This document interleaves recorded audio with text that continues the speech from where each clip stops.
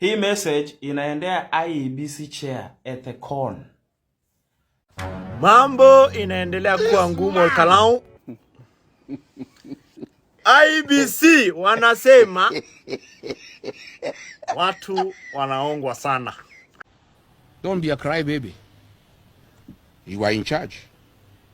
And the people of do not take Kenyans for a ride.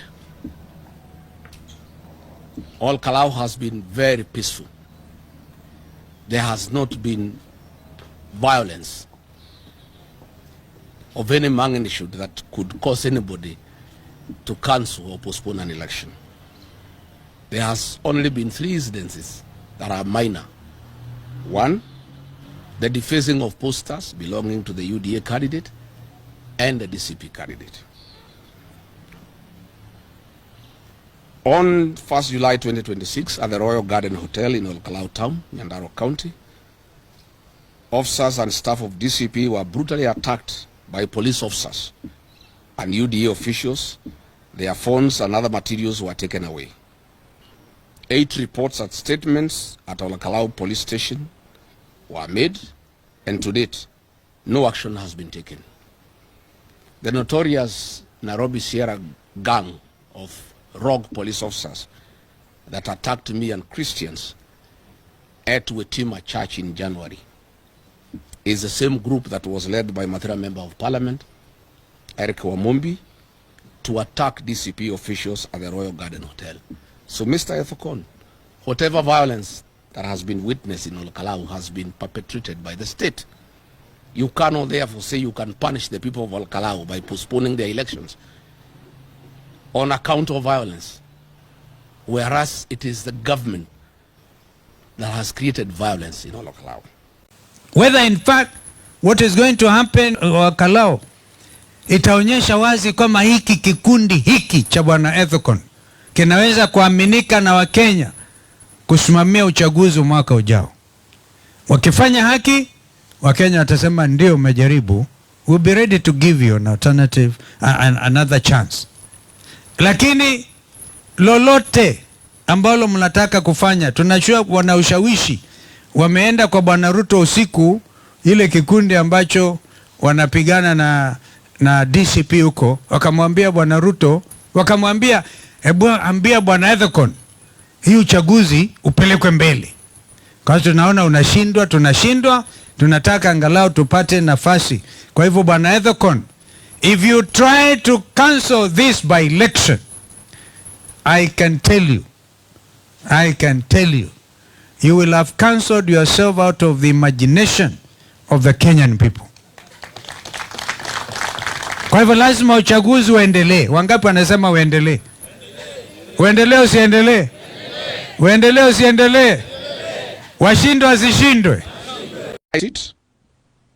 I think it's a scheme by William Ruto and Iebc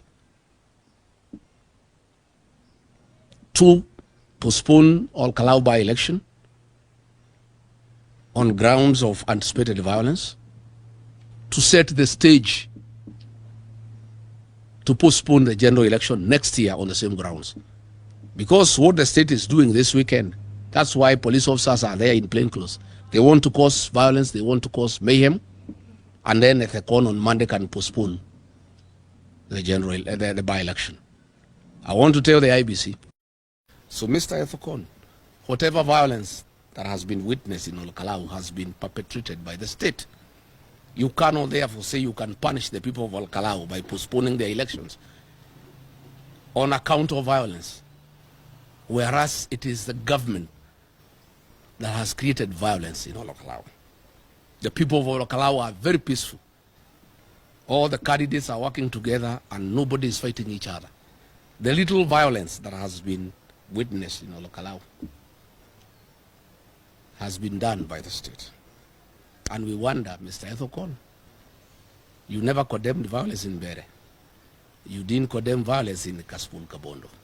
You didn't condemn violence in Malaba. How come you are condemning non-existent violence in Kalau and threatening to postpone an election for non-existent violence? What is in Kalau is anticipated violence. The chairman of Iebc is now complaining there is bribery in Kalau. and saying he can cancel the election because there is bribery. Yet the media has been capturing every day, mainstream media, social media, everybody has seen the wanton bribery going on in Olkalau by state officials. Mr. Chairman, how can you threaten to cancel an election because state officials are bribing people, yet you have the law to stop them? You have not summoned any of them. You have not ordered them out of Olkalau. Why do you want to punish the people of Olkalau? So UDA has realized that in Pale Olkalau they lose the election terribly. According to an NS report, DCP candidate ako 84%. Na wa UDA ako huko na hizo zingine zimebaki 16 na others wako huko wamegawana hizo kura. So ile kitu wamepanga kaa chini na kina Ethokon wakapanga. Because sasa wamesema the only way William Ruto ile anaogopa ku lose. Hata sio kuwin. Hata haja kuwin, lakini he fears losing that by election because hata create perception that yeye hawezi shindwa. So wamepanga hapa na Ethokon wamepanga kipindi sasa wa postpone election. Hii ya Olkalau iko next week tarehe 16. Ndio maana watu wanauliza aje. Pesa umemwaga bilioni 10 umekuliwa. Hiyo ni ya project. Na tena umebribe watu karibu bilioni 2 na sasa hivi tunaelekea tukipanda juu. Na bado tarehe 15 on the eve of the election bado wanaita watu state house bado wahonge. Lakini bado watu wakienda kuhongwa watu wanasema bado ni one term. So Ruto is high time you face reality that watu wa mlima saa hii na wewe wamekunawa na ile relation mko nao saa hii ni transactional. Ni pesa yako anamumunya tu. To postpone the general election next year on the same grounds. Because what the state is doing this weekend, that's why police officers are there in plain clothes. They want to cause violence, they want to cause mayhem, and then Ethokon on Monday can postpone the by-election. I want to tell the Iebc, if you postpone this by-election, you have lost credibility completely. You will never recover. And you will have no more authority to tell the people of Kenya that they can trust you to conduct the general election. I am persuaded and I think I'm right. This is a scheme by William Ruto, knowing he's in trouble from Kenya and he'll be voted out next year, to use Olkalau by-election as a precedence where they postpone the by-election on account of perceived unanticipated violence. And then next year, the government can cause violence across the whole country. And then the Iebc commissioners can say, just like we did in Olkalau, we are postponing the general election. And then William Ruto can continue being in office against the Constitution. I want to urge the people of Kalau to remain firm and the campaigns to continue peacefully. And I want to say,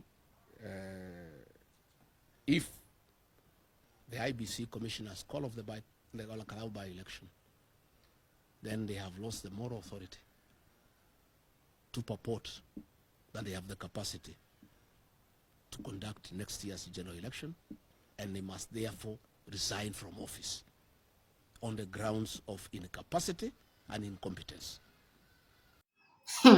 Unajua, hii Iebc yenye tuko nayo saa hii si Iebc ya Wakenya. Hii ni Iebc ya Kasongo. Because I wonder how mtu kama Moses Kuria amekuwa pale Olkalau for 3 months.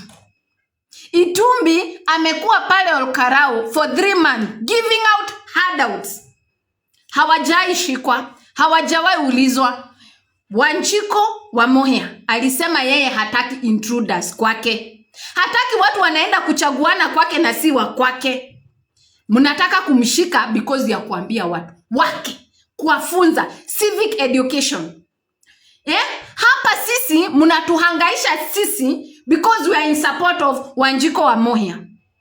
Wacheni tuwaambie, mtu arrest, muarrest Wanjiko wa Mohia, muarrest Medho, bado ni one time na mtu ni Sami Dagra. Watu wanapewa order mingi sana, wataikatiza. Wanasema hata watapostpone hiyo election kama ikiendelea hivyo. Haki watu wa Olkalau. Hii ni rush time. Iebc wanasema watapostpone. Order zikuje mingi, si ndio? Haki lakini watu wa Olkalau. Hii ni mwaka yenu hii. Imagine nilisikia Hadi kuna watu wa constituency nyingine wa jirani wamehamia huko, hata population ya Olkalau imeenda juu. Imagine. Hadi economy imegrow. Haki. Si ma gas, si ma mattress, si ma riding boats. Kuoda. Hadi hiyo nini? Gari ya moshi. Sasa gari ya moshi kwani ni noma, ni hatari, ni danger guys.